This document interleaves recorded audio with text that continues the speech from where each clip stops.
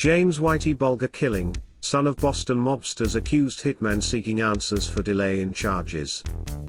Exclusive details: a son of one of the men accused of killing James Whitey Bulger after the reputed mob boss was discovered bludgeoned to death inside a federal lockup nearly 4 years ago, says he is still searching for answers as to why it took so long for Justice Department officials to charge his father. Alex Geich, 28, received a letter from his father, Photios Freddie Geich, on August 14. Just 3 days later, Freddie was charged in connection with Bulger's death. The news of Geich criminal charges was not necessarily shocking to his inner circle, Alex told Fox News Digital. But for more than a year the family and their attorney have publicly sought for the Department of Justice to either remove Freddie from solitary confinement or charge him, and now they're questioning the reason behind the delay. I wouldn't say we're actively preparing, but this was always on the table to happen eventually. Our main reason of speaking out last year: if it's going to happen, it should happen now. It shouldn't happen in 4, 5, 6, 7 years. Geich and his father's lawyer, Daniel Kelly, spoke to Fox News Digital for a story in May 2021 in which they complained that Geich had been held in solitary confinement at West Virginia's United States Penitentiary, Hazleton, since almost immediately after Bulger was fatally beaten on October 30, 2018. I challenged the prison to either formally indict him or to transfer him, because this cannot keep going on like this, Alex Geich said last year. Bulger was 89 when he was killed just hours after arriving at the federal lockup, where he was housed in general population. Prosecutors have accused Geich, 55, Paul J. DeCollegiero, 48, and Geich's 36-year-old roommate, Sean McKinnon, of conspiracy to commit first-degree murder, among other allegations.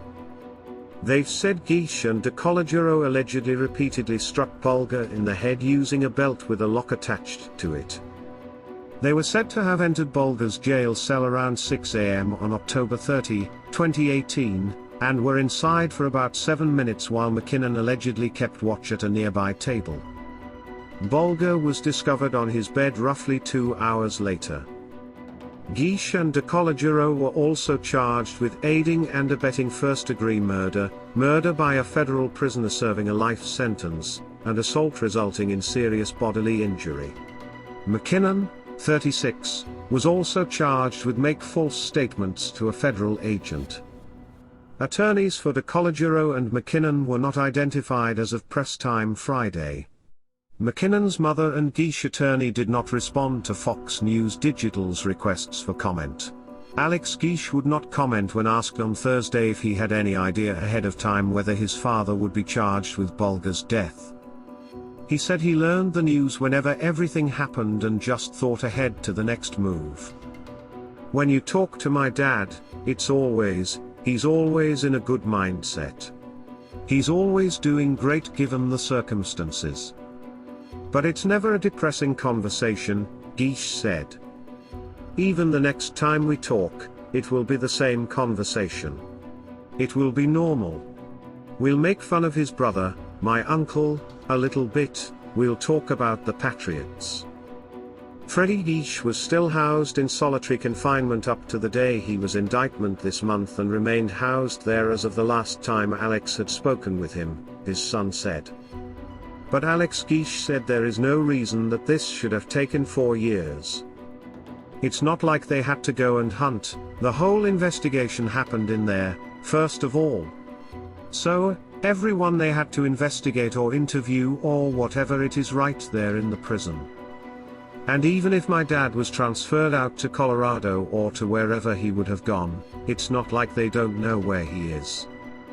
But Stephen Friedland, a former federal prosecutor for the District of Columbia, said investigating the crime was likely more complicated because of where it took place.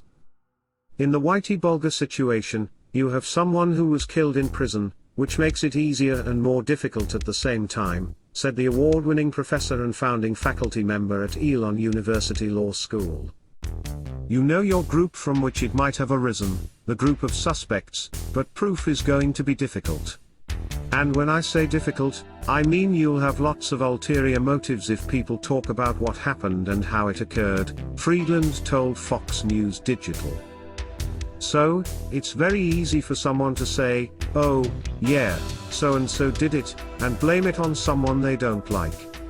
And that kind of evidence is going to be less reliable when it's used in a court of law. After news of the charges, an attorney representing Bulger's family theorized that the Justice Department delayed criminal action in the case to avoid releasing any details that could benefit the family's wrongful death lawsuit against the federal government. The lawsuit, filed in 2020, accused the BOP of failing to protect Bulger, who was a known snitch at the time. It was later dismissed. The attorney representing the family did not respond to Fox News Digital's request for comment. But Friedland said prosecutors are used to working with criminal cases in which there are civil implications and are usually not thinking about those other kinds of cases unless it will affect the prosecution. He added that prosecutors were at one advantage in that the crimes were committed behind bars, therefore, the suspects were already in prison and investigators did not have to worry about tracking them down. I think the real issue here was probably, and we don't know, we're just speculating, but it probably, in part, was about the evidence. Did the prosecutor have reliable evidence that would say who did it and what were the circumstances? Friedland went on. They knew the circumstances because he was found, but he wasn't found until a couple hours later. So, that could lead to a lot of opportunity by many people. Bulger, the ruthless leader who was at the helm of the South Boston-based Winter Hill Gang, was convicted in 2013 for his involvement in a slew of crimes, including 11 murders. He was reported to have used a wheelchair around the time he was killed. Combination locks are available for commissary purchase at USB Hazleton for $6.50. Prior to his move to West Virginia, the octogenarian was housed in facilities in Florida and Tucson, Arizona, the AP reported. Later on in his career, Bulger was also known, and some say hated, for being an FBI informant who ratted on the New England mob, his gang's main rival, according to the AP. Meanwhile, Geish was in the prison for his conviction in the 2003 murders of a Massachusetts crime boss and his associate, and for shooting a union head in New York, MassLive.com reported. Geish, who was convicted alongside his brother and a Genovese crime boss, was taken down with the help of a government informant, one of the trio's former friends who had flipped, according to Kelly and the report. He was sentenced to 2 terms of life without parole, Kelly said. After Bulger's death, some who knew Geish or were familiar with his case described him as having a distaste for informants. Freddie hated rats, Ted McDonough, a private investigator who knew Geish, told the Boston Globe after the news of Bulger's bludgeoning. Freddie hated guys who abused women. Whitey was a rat who killed women. It's probably that simple. Prosecutors recently revealed that USB Hazleton inmates, including at least one of the 3 men charged in the mobster's death, knew ahead of time about Bulger's impending transfer to the facility. Brian Kelly, one of the federal prosecutors who secured Bulger's conviction, called Bulger a psychotic killer who carried out several of his murders himself. Whitey was accused of and convicted of running a sprawling criminal enterprise for almost 2 decades. And during those 2 decades, he was probably the most feared and dangerous criminal in Boston. So everyone in Boston knew who he was, Kelly told Fox News Digital. He was a hands-on killer. And that's what made him so feared. Kelly noted that not only that Bulger never should have been placed in general population but also that he shouldn't have been transferred to a facility where so many Boston criminals were already incarcerated. At trial, he said, the public not only got a glimpse into the horrid crimes committed at the hands of the mob boss but also heard on multiple occasions about how Bulger acted as an FBI informant. Certainly that would put a target on his back in the general prison system. So, until the very end, he was kept out of the general prison system for that very reason. Kelly, now a partner at Boston-based firm Nixon Peabody, told Fox News Digital on Thursday. At a minimum, it was extremely poor judgment and probably just bureaucratic persona that led to him being put into a prison in West Virginia where there were Boston-based mafia killers residing.